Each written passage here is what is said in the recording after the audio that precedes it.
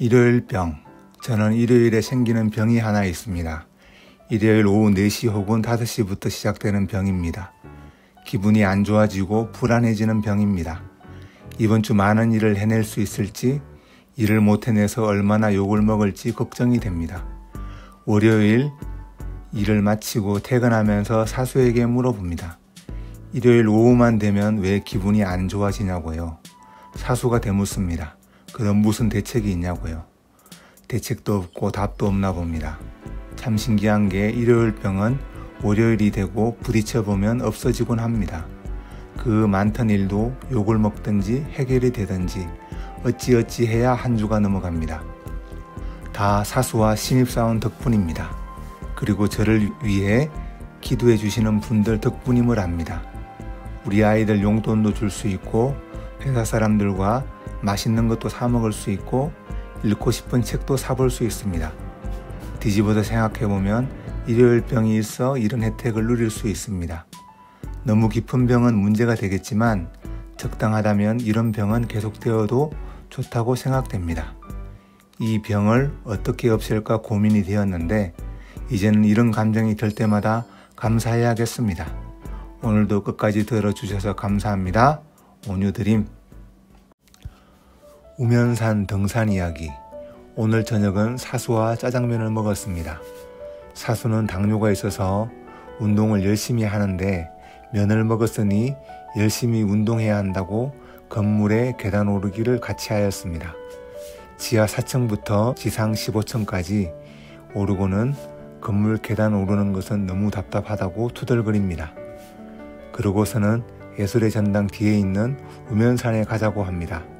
저는 조금 빨리 걸으면 발목이 아파서 산을 안 가려고 하였으나 따라가게 되었습니다. 산 중간쯤 가고서 사수가 손가락으로 산 위의 불빛을 가리키며 저기가 정상이라고 합니다. 제가 와 엄청 멀군요 라고 하자 5분 정도만 가면 된다고 사수가 말하였습니다. 조금 더 올라가다 사수가 내려가자고 합니다. 그런데 제가 무슨 마음인지 정상까지 가자고 말하였습니다. 사수가 조금 놀라는 눈치입니다. 정말 조금만 더 올라가니 정상이 나옵니다. 1분 줄 테니 사진을 찍으라 고해서 열심히 사진을 찍습니다. 지금 보시는 사진들이 정상에서 찍은 것입니다. 정상에서 사진을 찍은 후 다시 산을 내려갑니다. 제가 계단을 쿵쿵 찍으며 큰 보폭으로 내려가자 사수가 한 소리 합니다. 아니 발목도 아프다는 사람이 발목에 무리가 가게 쿵쿵 찍으며 내려가냐? 그러면서 잔발로 내려가는 시범을 보입니다. 즉 보폭을 잡기 위해서 살금살금 내려갑니다. 계단도 쿵쿵 내려가는 것이 아니라 사뿐사뿐 내려갑니다. 저도 따라했더니 발목이 덜 아픕니다. 이제는 넓은 길이 나오자 양반처럼 허리를 뒤로 젖히고 걸어가는 시범을 보입니다. 저도 따라합니다. 이번에는 뒤로 돌아서더니 뒤로 걷습니다. 저도 따라합니다. 마지막으로 지그재그로 걷습니다. 저도 따라 걷습니다. 그래서 사수와 즐거운 산행을 하였습니다. 산을 오르고 내려가면서 많은 생각들이 듭니다. 사람 사이에 신뢰가 생기는 계기가 있는데 바로 오늘입니다. 좋은 것을 주고자 하는 진심이 제대로 전달되었을 때 마음에 울림이 생기는 것 같습니다. 계속 아빠 하나님이 생각이 납니다. 하나님께서는 항상 베스트를 주시고 있는데 저는 여기가 아프다, 저기가 힘들다고 하소연을 합니다. 그렇지만 진심이 제대로 전해질 때 이전보다 더 전폭적인 신뢰가 생기는 것 같습니다. 마치 대나무가 땅을 뚫고 나오듯 그 믿음이 성장하는 것 같습니다. 마치 새가 알을 깨고 나오듯 한 단계 더 나아갔다는 생각이 듭니다. 오늘은 야경을 선물로 받아서 기쁜 날이고 또 하나님에 대한 신뢰도 자란 날이라 기쁜 날입니다. 저도 매일매일 조금씩 자라나듯이 우리 구독자님들께서도 인품에서 그리고 믿음에서 또 사랑에서 자라나시는 하루가 되시길 바랍니다. 끝까지 들어주셔서 감사합니다. 온유드림. 메비우스의 띠. 매주 월요일이면 회사에 정례회의가 있습니다. 팀장님께서 업무 지시를 내리시고 진행사항을 파악하는 시간입니다. 일이 제대로 진행이 안 된다고 조목조목 안 되는 사항을 알려주십니다. 이 시간이 참 힘든 시간입니다. 전체를 파악하고 세부 사항도 꼼꼼히 챙겨야 하는데 저에게는 참 어려운 일입니다. 몇 시간의 회의가 끝나면 일이 많이 쌓이고 월요일인데 가슴이 답답해옴을 느낍니다. 저에게는 한번 생각하면 답을 찾지 못하는 물음이 있습니다. 나는 무엇을 잘할까? 라는 물음에 대한 답입니다. 잘할 수 있는 것을 찾아 많이도 도전했는데 아직도 답을 못 찾은 것 같습니다. 예전 그래서 제가 몇 가지 도전한 것에 대해 말씀드린 적이 있습니다. 한 가지 말씀을 못 드린 게 있는데 저는 뮤지컬도 좋아하고 연극도 좋아합니다. 기회가 되면 연극 무대에 서고 싶습니다. 제가 글을 유튜브에 올릴 때 먼저 글을 쓰고 녹음을 하는데 녹음할 때 실수를 많이 합니다.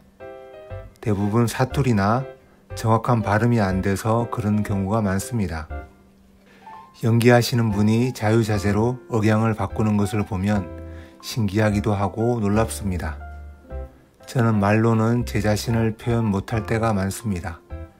그 순간의 재치와 입담을 저는 따라 할래야 따라 할 수가 없습니다. 하지만 글은 참 좋은 것 같습니다. 저는 제가 생각하고 느끼는 것을 표현할 공간이 있음에 감사합니다. 물론 글재주도 없어서 제가 만든 영상을 보면 제가 봐도 재미없을 때가 많습니다.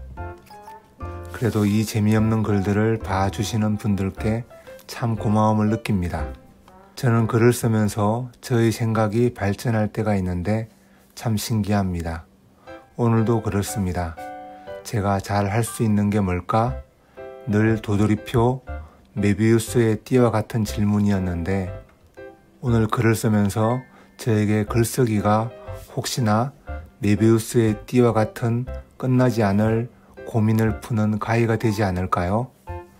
틀릴 수 있지만 글을 쓰고 나니 답답한 마음도 없어지고 다시 힘을 내서 일할 수 있을 것 같습니다. 끝까지 들어주셔서 감사합니다. 온유드림. 부고. 오늘 아침에 카톡으로 부고가 왔습니다. 같이 일하시던 동료가 휴직을 했는데 그분의 아내가 돌아가셨다는 내용이었습니다. 사수가 물었습니다. 오늘 장례식장에 갈 거냐고요. 간다고 대답하였습니다. 잠시 시간이 있었는데 이번에는 사수가 왜 교회 다니는 사람은 장례식장에서 절을 안 하고 목례만 하느냐는 것입니다. 천주교도 다 절을 하는데 왜 교회 다니는 사람만 안 하냐는 것이었습니다. 옆에 있던 동료가 대답했습니다. 교회에서 죽은 사람에게는 절을 안 한다고 했습니다. 사수가 말하길 남들은 다 절하는데 교회 다니는 사람은 아주 쉬운 목만 숙이는 게 짜증난다는 것이었습니다. 계속해서 교회에 대한 비판이 이어집니다. 왜 교회에는 아주 쉬운 목만 숙이는 것을 하면서 사랑은 안 하느냐는 것이었습니다. 맞는 말이므로 저도 할 말이 없습니다. 또 질문이 이어집니다.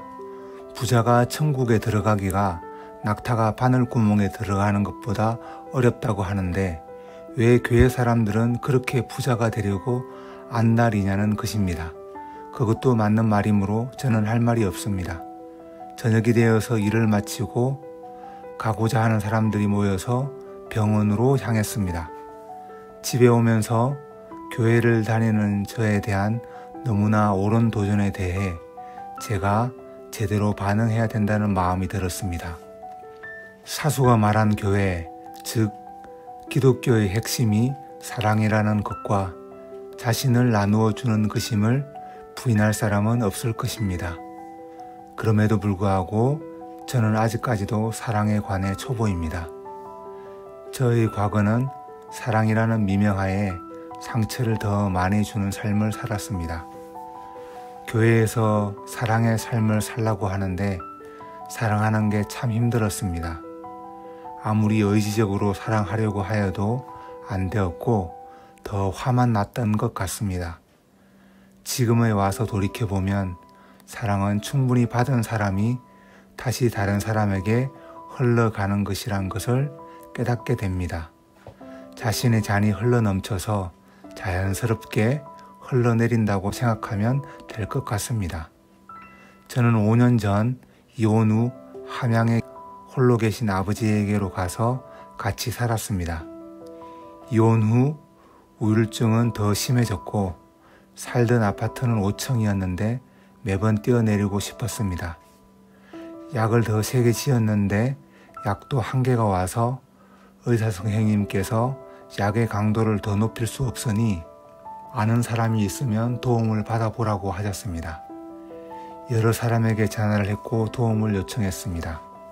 그러다 옛날 대학 때 선교단체 동아리에서 간사님을 하셨던 분이 몇 년 전 나를 보고 싶어 한다는 말이 생각이 났습니다. 마침 그분이 한국에 계셨고 통화가 되었습니다. 자초지종을 설명드리면서 저는 엉엉 울었습니다. 너무도 잘 살고 싶었는데 왜 이렇게 되었는지 모르겠다고 말씀드렸습니다. 지금도 선교사님의 말씀이 기억이 납니다. 언제라도 어디라도 죽고 싶은 마음이 들면 전화해라. 꼭 받아서 너의 이야기를 들어주겠다고. 저는 새벽 2시든 3시든 죽고 싶은 마음이 들면 전화했습니다. 그때는 염치를 따지지도 못하였습니다. 지금에 와서 그분이 얼마나 바쁜지 알지만 그렇게 시간을 쪼개고 또 쪼개어서 보살펴 주셨습니다. 몽골에서 한국에 오게 되면 꼭 뵙고 몽골에 계실 때는 보고 싶을 때 화상으로 통화를 하였습니다. 지금은 모든 게 꿈처럼 지나가고 다시 가족들도 보고 마음에 봄이 찾아왔습니다. 꽁꽁 얼어있던 마음에 그분이 보여주셨던 무한한 신뢰에 제 마음이 녹았던 것 같습니다. 예전에 억지로 의지적으로 몸부림치면서 쥐어짜서 그렇게 사랑하려고 해도 안 되었는데 무한한 신뢰의 사랑을 받고 오니 저도 그분을 조금이라도 따라하고 싶은 마음이 들었습니다. 그래서 사랑의 시작은 자신이 충분히 사랑을 받는 게 먼저라고 생각합니다. 글이 길어졌습니다. 사랑에 관한 이야기는 다음 기회에 마무리하도록 하겠습니다. 끝까지 들어주셔서 감사합니다. 온유드림. 버티기. 회사에서 저는 하드웨어 서포터로서 다른 사람의 일을 돕는 역할을 합니다. 하드웨어 사수 한 분이 나가서 일이 많아졌습니다. 한 번은 저희 팀장님께서 제가 지원 업무만 해서 일이 더 밀리는 것처럼 말씀하셨습니다. 그래서 저는 제가 기생충인가 하는 생각을 해보았습니다. 프로젝트를 맡아서 할 실력은 안 되고 다른 사람에게 빌부터 사는 존재라는 생각이 들었습니다. 오늘은 가장 사랑하는 사람과 데이트를 하였습니다. 이메일을 자주 보내는데 제가 기생충 같다는 말을 하였습니다. 커피를 마시면서 그 사람이 저에게 이런 말을 합니다. 회사에서 버티는 것만 해도 충분히 잘하고 있는 거예요. 각자 다 잘하는 게 다르므로 다른 사람과 같지 않다고 자책하지 말라고 했습니다. 그리고 지금 하는 일이 집안일을 하는 것과 비슷해서 해도 티가 나지는 않지만 집안을 버티게 해주는 기둥과 같은 역할이므로 중요하다고 말씀하셨습니다. 저는 다른 사람 말보다 제 가장 소중한 사람의 말을 믿기로 하였습니다. 오늘은 토요일인데 데이트를 하고 오후에 회사 일을 하러 가는 길입니다. 나만의 길을 찾게 해주신 주님께 감사드리며 빛나지는 않을지라도 서포트를 할 수 있는 일을 주심에 감사하는 하루입니다. 세심한 조언을 해주신 나의 가장 사랑하는 분께도 감사의 말을 전합니다. 끝까지 들어주셔서 감사합니다. 온유드림. 오늘은 토요일입니다. 아침에 일찍 일어났는데 병원에 가기 싫습니다. 그래도 막내 누님이 몇 달 전 예약을 잡아놓은 거라서 병원에 가야 합니다. 핸드폰에 병원 주소를 찾아서 길을 나섭니다. 마을버스를 타고 다시 지하철로 옮기고 다시 버스를 타고 목적지 근처까지 갑니다. 맵이 문제인지 제가 문제인지 여러 빌딩을 올라갔다 못 찾고 내려옵니다. 결국 시간을 지체하여 피부과에 도착하였습니다. 피부과 간호사분께 간단히 절차를 밟습니다. 100개의 점을 한꺼번에 빼면 0원이므로 몇 개의 점을 빼는 것보다 가격 할인을 더 받는다는 것입니다. 점과 사마귀가 많지 않은 것 같은데 꼭 100개의 가격으로 빼야 하나 고민하다가 100개의 가격으로 뺀다고 말씀드렸습니다. 좀 시간이 흐른 후 하얀 마취 크림을 얼굴에 잔뜩 바릅니다. 저의 이름을 간호사님이 불러서 시술실 옆에서 대기합니다. 의사분이 두 군데를 번갈아 가며 시술을 하시는데 금방 끝내시고 옆방으로 이동하셨습니다. 드디어 제 차례가 되었습니다. 뭔가로 눈을 가립니다. 이윽고 점과 사마귀를 빼기 시작합니다. 지직 지직 지직. 얼굴이 따끔거립니다. 레이저 소리가 멈출 줄을 모릅니다. 저는 양손으로 바지를 힘껏 붙잡고 버팁니다. 드디어 끝이 났습니다. 힘이 쭉 빠져서 나왔습니다. 간호사님이 부릅니다. 사마귀가 얼굴에 너무 많이 퍼져서 200개가 넘게 점을 뺐다고 알려주십니다. 얼굴이 어떠냐고 했더니 옆에 거울이 있으니 보라고 했습니다. 옆에 있는 거울을 봤더니 얼굴이 흉측합니다. 계산을 마치고 뭔가 가릴 게 없냐고 물었더니 일회용 마스크를 주십니다. 주의사항을 들은 후 집으로 갑니다.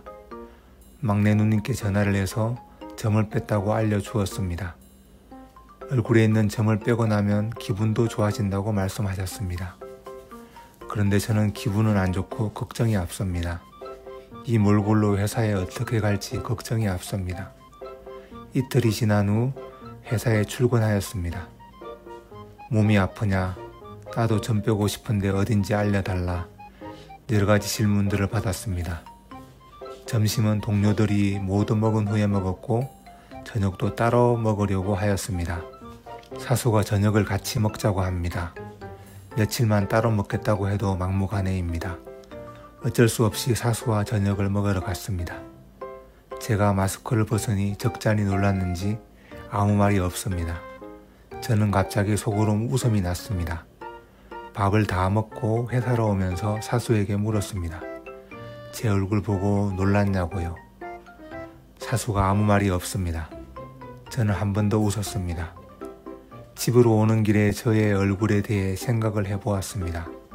흉측한 현재 얼굴이 실제 저와 더 가깝다는 생각을 해보며 얇은 얼굴 피부가 보호막이기도 하지만 가면 같다는 생각을 해봅니다. 물론 사람과 어느 정도 거리를 두고 예의를 갖춰야 하는 것이 필요합니다. 왜냐하면 서로를 보호하기 위함입니다. 그런데 이 가면 때문에 상대방도 속이지만 저도 속이는 것은 아닐까 생각해 봅니다. 최소한 저 자신에게 속지 않기 위해서 저 자신에게만큼은 진실해야겠다는 생각을 해봅니다. 끝까지 들어주셔서 감사합니다. 온유드림. 생일. 요즘에 회사에서 요구하는 게 많습니다. 뭔가 변화를 꾀하는 것 같습니다. 사수는 이에 대해 불만입니다. 같은 자리에 앉아서 납땜을 하면서 저에게 이런 말을 하는 것입니다.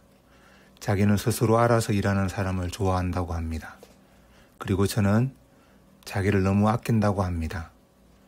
무거운 물건을 들 때나 일할 때 장갑을 끼고 일해야 하고 밥 먹고 꼭 이를 닦아야 하고 바쁠 때는 넘어가야 하는데 오늘따라 이런 이야기가 그냥 하는 소리로 안 들립니다. 제가 회사에서 사수를 그동안 얼마나 힘들게 했을까 하는 마음에 저도 마음이 안 좋습니다. 저에게 자립의 길은 아직도 멀고도 먼 길인가 봅니다.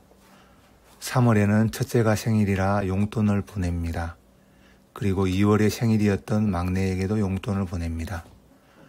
오후에 사수, 신입, 저 이렇게 음료수를 마시러 가는데 제가 오늘 제 생일이라고 이야기하였습니다.